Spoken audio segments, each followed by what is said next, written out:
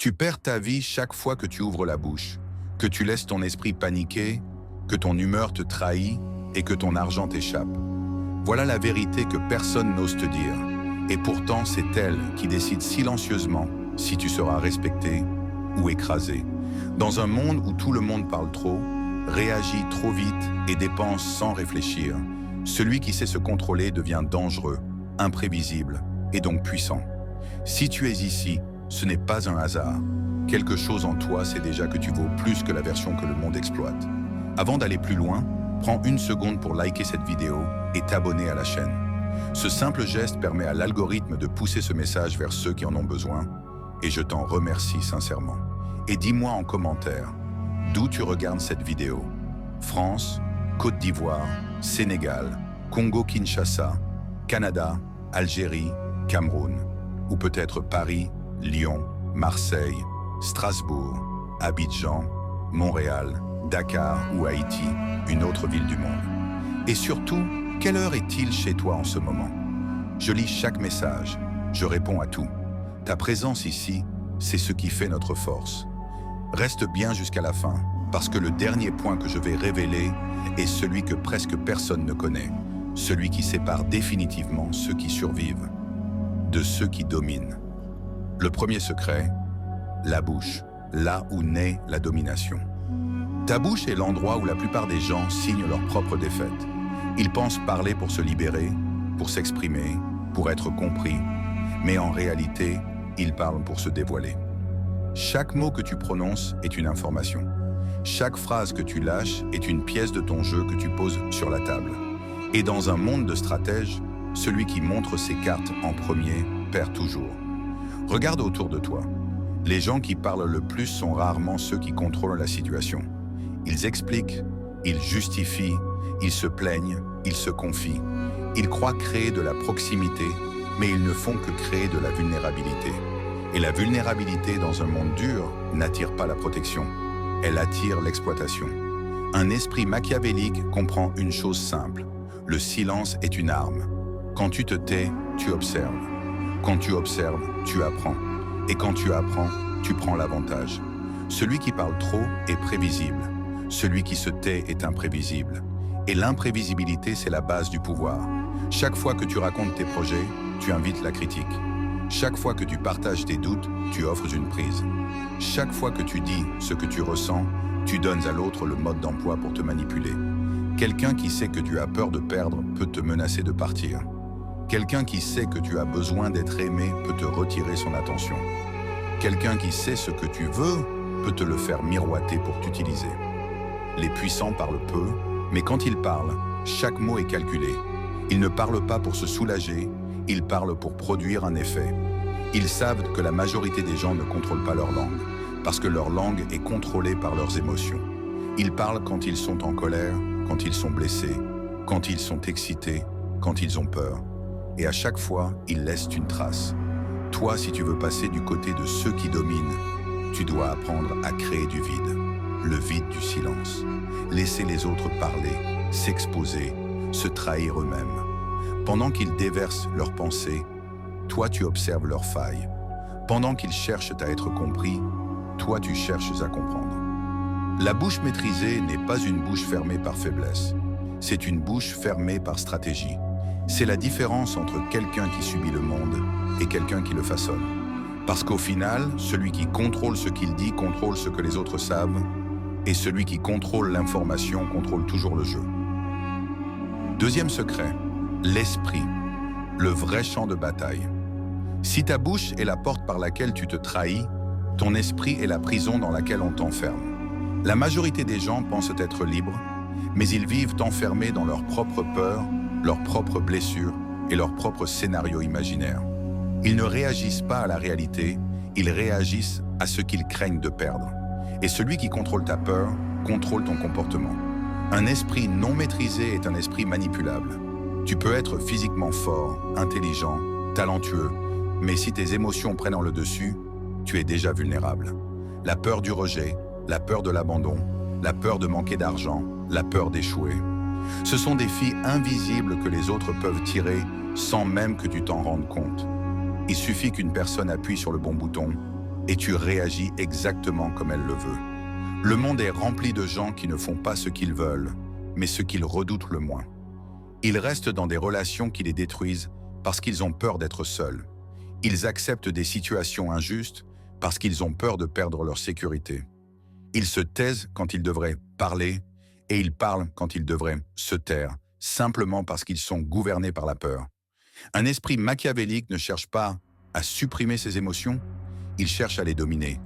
Il observe ses propres réactions comme s'il regardait quelqu'un d'autre. Il se demande « Pourquoi est-ce que je ressens ça ? Qui pourrait utiliser ça contre moi ?» Cette lucidité transforme l'émotion en information. Et quand une émotion devient une information, elle cesse d'être une faiblesse. Plus tu comprends tes propres déclencheurs, moins les autres peuvent les utiliser.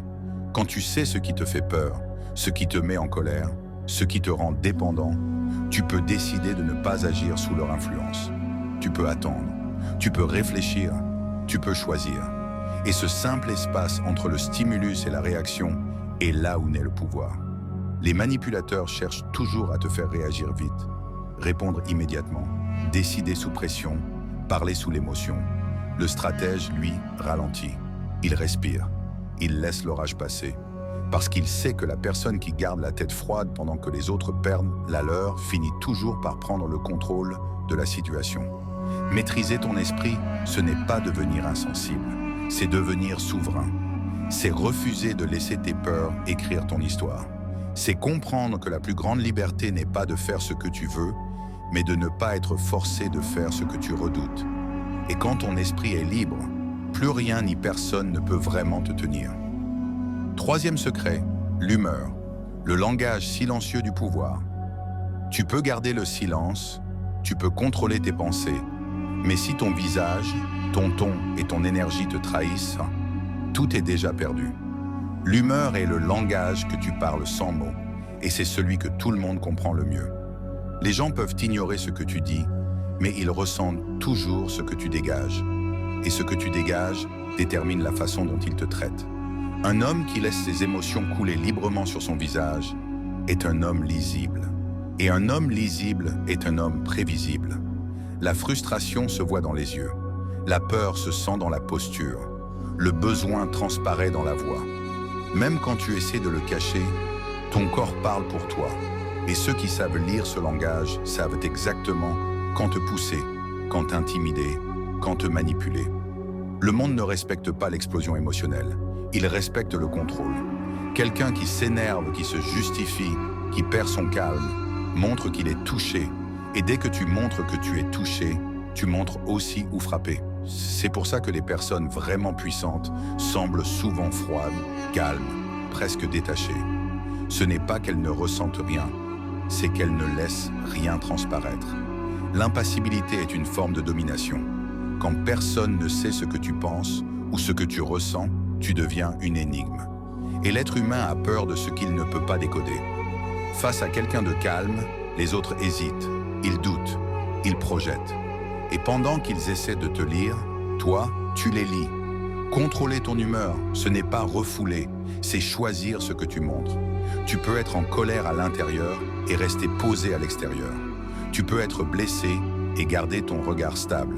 Tu peux être inquiet et parler avec assurance. Cette dissociation est un super pouvoir social. Elle t'empêche de donner des indices à ceux qui chercheraient à t'exploiter. Les conflits se gagnent rarement par la force. Ils se gagnent par la posture. Celui qui garde son calme pendant que l'autre s'agite prend naturellement l'ascendant. Il paraît plus fort, plus sûr, plus dangereux.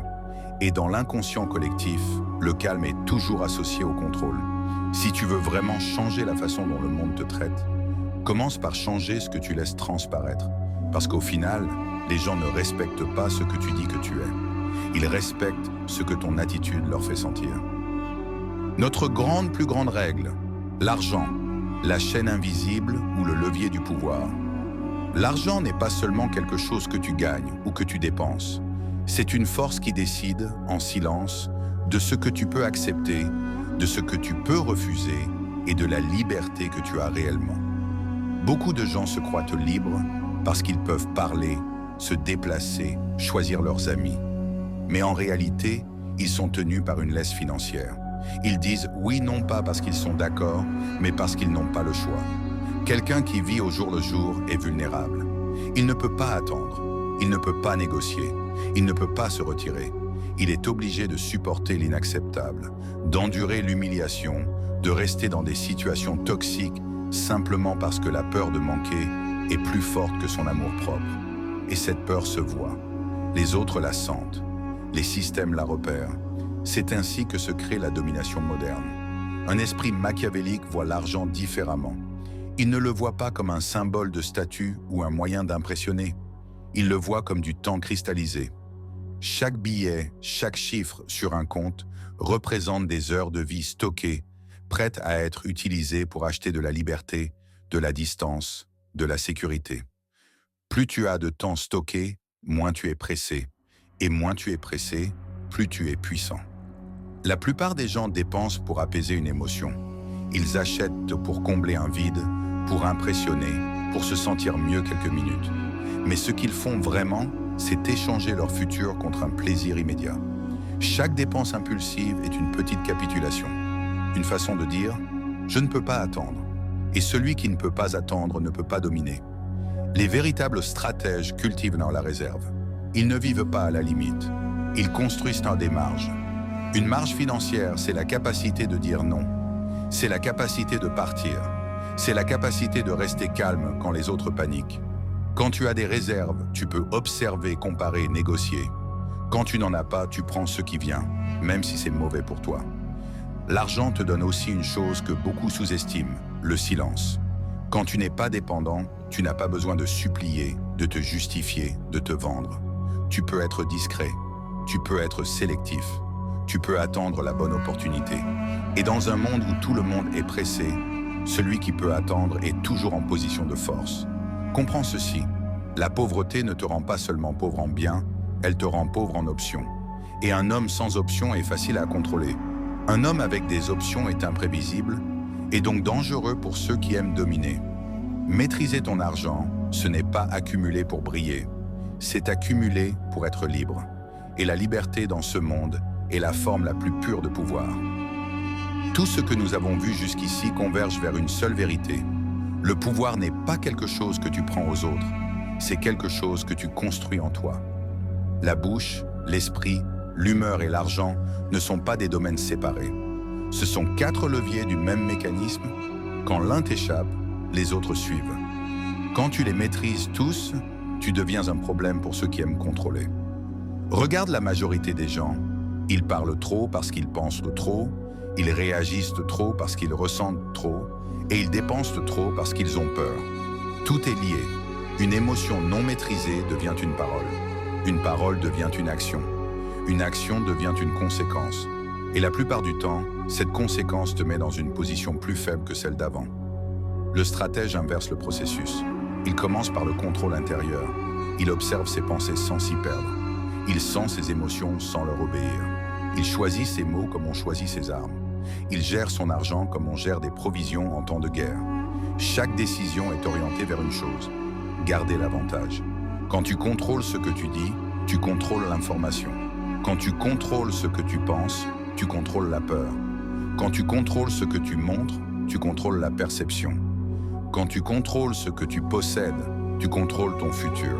Et quand tu contrôles ces 4 dimensions, tu deviens extrêmement difficile à manipuler. Les gens ne savent pas quoi faire de quelqu'un qui ne s'explique pas, qui ne s'énerve pas, qui ne quémande pas et qui ne se précipite pas.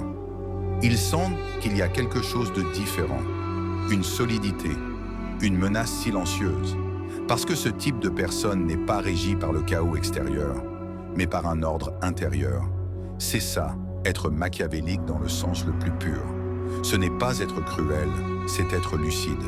C'est comprendre que le monde fonctionne par rapport de force, visible ou invisible, et décider de ne pas être du côté des marionnettes. Tu peux être respectueux, humain, empathique, mais si tu n'es pas maître de toi, tu seras toujours à la merci de quelqu'un de moins gentil et plus discipliné. Le véritable objectif n'est pas de dominer les autres, c'est de devenir si stable, si calme et si autonome que plus personne ne peut te pousser, t'acheter ou te faire plier. Et quand tu atteins ce niveau, le monde commence à te traiter différemment parce qu'il reconnaît instinctivement ce que tu es devenu, un homme qu'on ne peut pas contrôler. Si tu as suivi jusqu'ici, ce n'est pas par curiosité. C'est parce qu'une partie de toi refuse encore d'être faible, manipulable, prévisible. Tu as compris une chose essentielle. Le monde ne respecte pas les intentions. Il respecte la maîtrise. Maîtrise de ta bouche pour ne plus te trahir. Maîtrise de ton esprit pour ne plus être esclave de la peur. Maîtrise de ton humeur pour imposer ta présence. Et maîtrise de ton argent pour ne plus jamais être pris au piège. Quand ces 4 piliers sont solides, tu changes de catégorie. Tu passes de quelqu'un qui subit à quelqu'un qui choisit. Cette chaîne existe pour ça. Pas pour te rassurer, pas pour te flatter, mais pour t'armer mentalement. Ici, on parle de psychologie du pouvoir, de discipline, de contrôle de soi et des règles invisibles qui gouvernent les relations humaines. Chaque vidéo est conçue pour t'aider à devenir plus lucide, plus calme, plus stratégique dans un monde qui profite des gens impulsifs. Si tu veux continuer ce travail sur toi, alors abonne-toi maintenant et active la cloche. Tu ne rejoins pas juste une chaîne YouTube, tu entres dans un espace où on ne te traite pas comme une victime, mais comme quelqu'un capable de devenir dangereux pour ses propres limites. Souviens-toi, ceux qui se contrôlent, contrôlent leur destin. Et ce chemin, tu viens de commencer à l'emprunter ici.